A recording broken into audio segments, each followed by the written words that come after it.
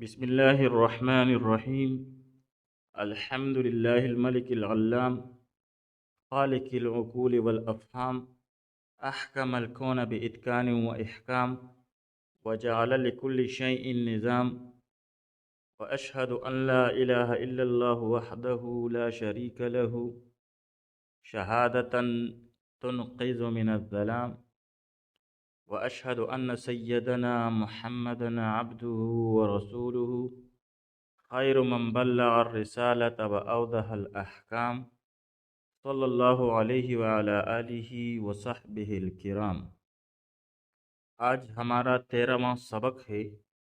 ہمارا آج کا زیر بحث مسئلہ جو ہے وہ ہمیشہ سے ائمہ متکلمین کے درمیان اور فلاسفہ کے درمیان زیر بحث رہا ہے اور بہت ہی اہم ہے۔ وہ یہ ہے الحسن والقبح بالعقل ام بالشرع، کہ حسن اور قبح یہ عقل سے معلوم ہوتے ہیں یا یہ شریعت اور وحی پر موقوف ہیں۔ اس بارے میں اختلاف ہے، لیکن اختلاف اور مذاہب بیان کرنے سے پہلے ہمیں حسن اور قبح کے معانی کو جاننا ہے۔ تو بھائی علماء کرام جو ہیں انہوں نے حسن اور قبح کے 3 معانی اور 3 مطالب بیان کیے ہیں۔ اول، حسن بمعنی کمال اور قبح بمعنی نقصان۔ مثلا علم اچھا ہے کیونکہ یہ کمال ہے، اور جہل برا ہے کیونکہ یہ نقص ہے۔ دوسرا معنی ہے الحسن موافقۃ للعرض، اور القبح مخالفۃ للغرض، کہ عرض اور مقصود کی موافقت کا نام حسن ہے اور مخالفت کا نام قبح ہے۔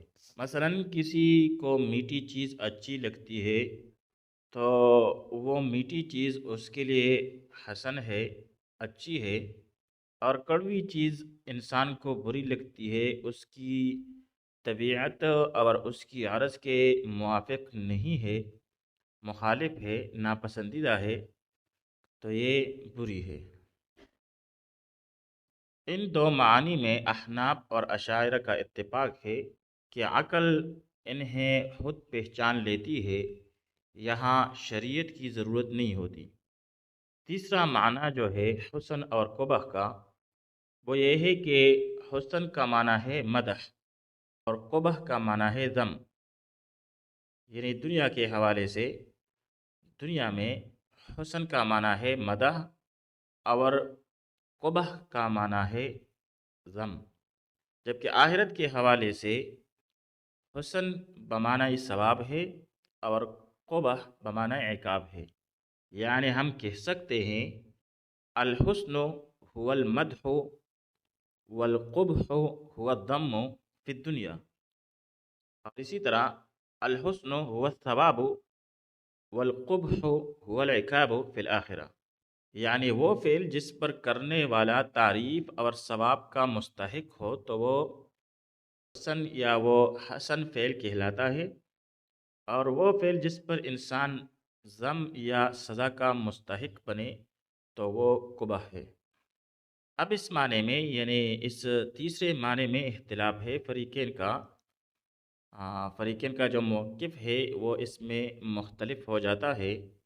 ماتریدیہ جمہور کا مذہب یہ ہے کہ عقل جو ہے وہ بعض افعال کے حسن اور قبح یعنی بمعنی مدح و ذم یہ خود پہچان سکتی ہے، البتہ جہاں تک آخرت کا تعلق ہے یعنی آخرت کا جو ثواب و عذاب ہے تو وہ شریعت پر موقوف ہے۔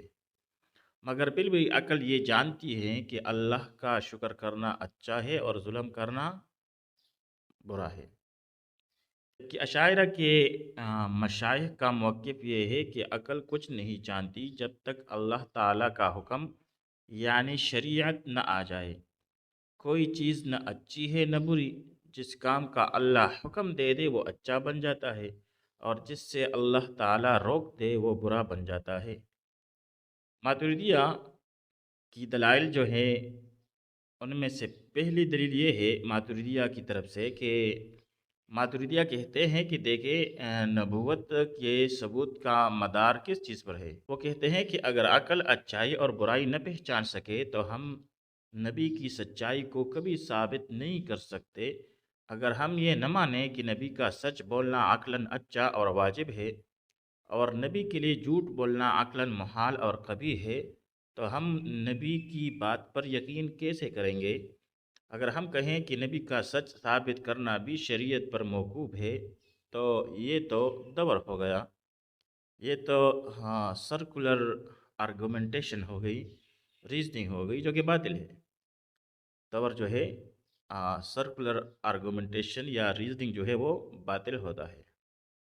دوسری دلیل ماتریدیہ کی طرف سے وہ یہ ہے کہ اللہ تعالیٰ کی جو صفات ہیں اس سے متعلق ہے کہ اگر عقل برائی کو نہ پہچان سکے تو نعوذ باللہ اللہ کے لیے جھوٹ بولنا یا وعدہ خلافی کرنا بھی ممکن ہو جائے گا، کیونکہ پھر تو کوئی چیز بری رہے گی ہی نہیں۔ اگر اللہ کے لیے جھوٹ ممکن ہو جائے تو تمام شریعتوں سے اعتماد اٹھ جاتا ہے، لہذا عقل کا یہ ماننا ضروری ہے کہ کذب اللہ تعالیٰ کے لیے کبھی ہے۔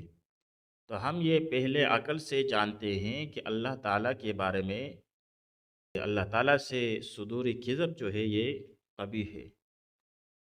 پھر تیسری دلیل جو ہے ماتریدیہ کی طرف سے وہ ہے کمال اور مدح کا تعلق۔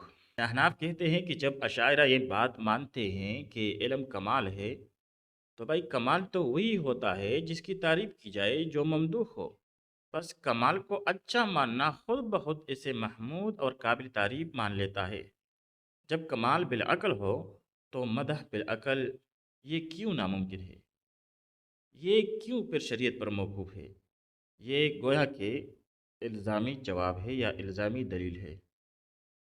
پھر اشاعرہ کی طرف سے جو دلیل ہے وہ کہتے ہیں کہ اگر اچائی اور برائی ذاتی ہوتی تو کبھی نہ بدلتی، جبکہ جھوٹ کبھی اچھا ہو جاتا ہے۔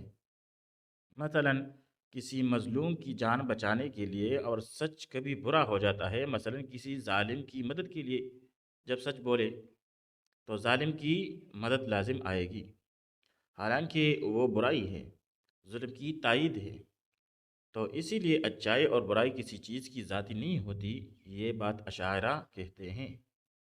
ماتریدی اس کا جواب دیتے ہیں کہ حسن اور قبح صرف فعل میں نہیں بلکہ اس کے ساتھ جڑی ہوئی اضافت اور تعلق میں ہوتا ہے۔ ظلم والا جھوٹ ہمیشہ برا ہے اور عدل والا جھوٹ یہ الگ نوع ہے جو حسن کے دائرے میں آتی ہے۔ یعنی اصل حقیقت بدلتی نہیں بلکہ اضافت بدلتی رہتی ہے۔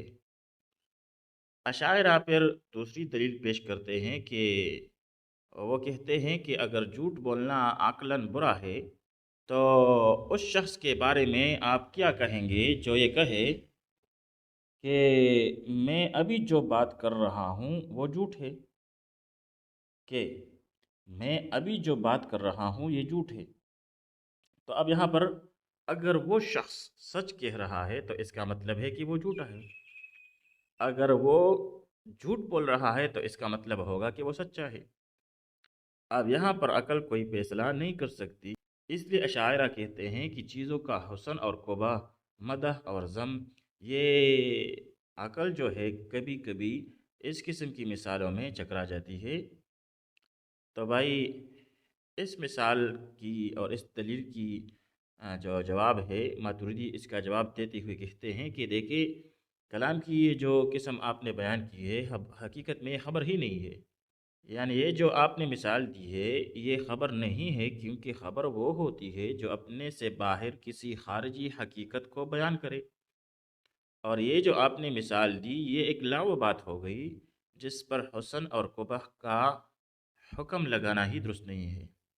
بہرحال ماتریدیہ کا جو موقف ہے وہ انسانی فطرت کے زیادہ قریب ہے۔ ہماری عقل ایک ایسا نور ہے جو اندھیرے میں بھی کچھ نہ کچھ راستہ دیکھ لیتی ہے۔ عقل یہ جانتی ہے کہ سچ بولنا اور خالق کا شکر کرنا ایک خوبی ہے اور ظلم ایک برائی ہے۔ شریعت نے آ کر اس عقل کی تصدیق کی ہے، تصدیق کرتی ہے اور ہمیں آخرت کے ثواب و عذاب کی تفصیل بتاتی ہے۔ وصلی اللہ تعالی علی خیر خلقہ محمد و آلہ و اصحابہ اجمعین۔